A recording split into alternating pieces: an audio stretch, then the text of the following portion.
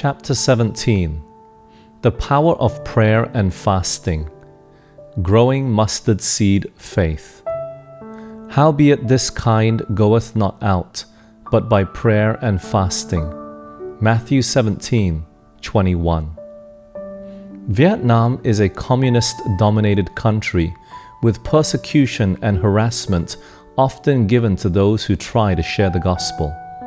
However, the Adventist believers there are learning that what man cannot do, God is able to do, especially when His people unite in fasting and prayer. My friend Julia O'Carey, director of ASAP Ministries, recently shared the following amazing testimony with me.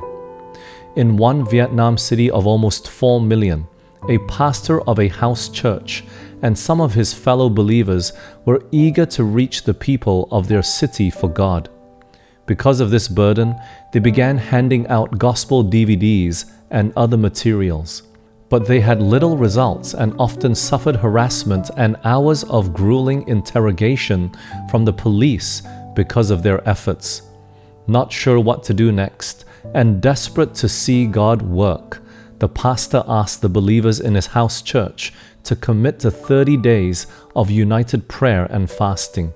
They agreed, and so, fasting 3 out of 7 days a week, they began their 30-day prayer challenge. They prayed every day for hours, sometimes alone and often together. They spent time putting away wrongs and confessing their sins as they prayed that God would bring breakthrough. Not long after the 30 days ended, there was a knock on the pastor's door. Opening the door, he instantly recognized the face of a notorious former Viet Cong commander turned mafia gang leader in the city. This man was well known for his illegal activities, drug dealing, and gambling halls and brothels, and the pastor wasn't sure what to expect when the man held up one of the gospel DVDs. With some fear, but overpowered by his love for God, the pastor invited the man into his home. They began to study the Bible together one day at a time for weeks until the man accepted Christ as his personal Savior. The transformation in the man's life was amazing. He immediately went to work to dissolve his mafia organization and started closing down all his businesses that did not honor God. Everyone noticed the dramatic change, and his men began asking questions.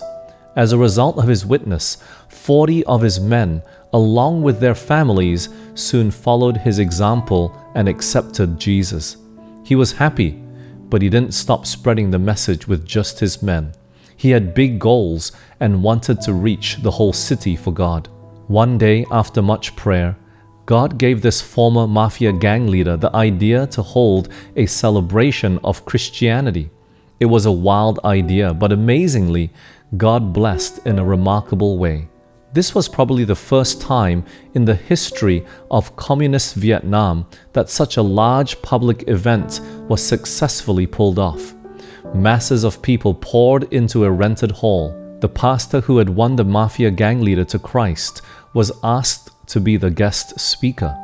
The ex-mafia leader also shared his powerful testimony about how God had changed his life. As a result, more came to Christ. Now more house churches have been established in the city.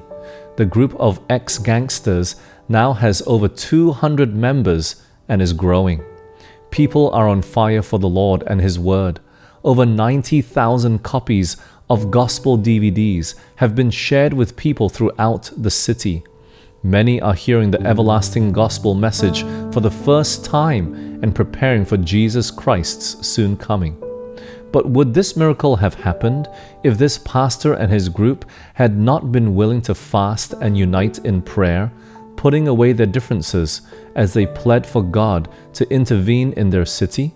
Just imagine what might happen in our own lives and ministries if we followed this example and made fervent united prayer and fasting a prerequisite to our mission campaigns and ministry endeavors. Hudson Taylor once stated, "Perhaps the greatest hindrance to our work is our own imagined strength, and in fasting we learn what poor, weak creatures we are. dependent on a meal of meat for the little strength which we are so apt to lean upon.